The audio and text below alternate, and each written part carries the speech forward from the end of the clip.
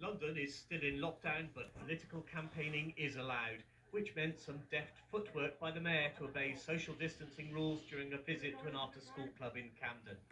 Sadiq Khan launched his manifesto today and told Londoners if they re-elect him, he'll set up a drugs commission to make recommendations on whether cannabis should be allowed. What I'm going to do, should I be re-elected as mayor, is bring together a group of experts, a number of areas, to look into whether we should be legalising cannabis. Do you favour legalising cannabis? Well, I think we should look into it. We shouldn't prejudge the outcome of the Independent Drugs Commission. The mayor's main rival, Conservative candidate Sean Bailey, has yet to publish his manifesto. He doesn't think much of the Khan plan. Why is the mayor wasting our time and our money on something he has no powers to deliver? This commission won't make anybody safer in London. It won't give anybody a place to live. He needs to focus on what he can deliver. I think this is a trick to make us not focus on the fact that he's failed to deliver any progress in London at all.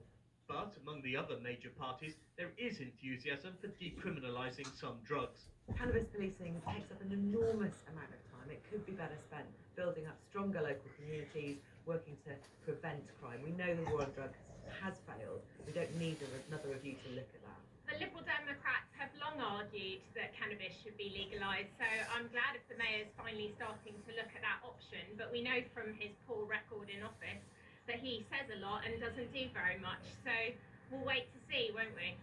Sadiq Khan's manifesto includes commitments to end rough sleeping in London, build 10,000 council homes and extend the ultra-low emission zone in October. Noticeably absent from Sadiq Khan's manifesto this time is any promise of a fares freeze.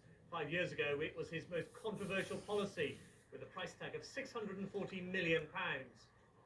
But with Transport for London now relying on government handouts to stay afloat, the mayor has no room to manoeuvre when it comes to setting fares. And that's one of the reasons why I'm saying the choice of Mayor 6 is quite clear.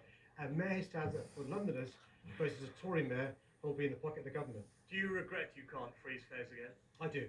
1 month today, Londoners will have their say on who gets to run City Hall for the next 3 years. Simon, how serious is he about legalising cannabis then? Well, the mayor is serious about setting up a commission to investigate drugs use in London, but the government is equally serious that drugs policy is not in the mayor's gift. This afternoon, Downing Street said that Boris Johnson has absolutely no intention of legalising cannabis.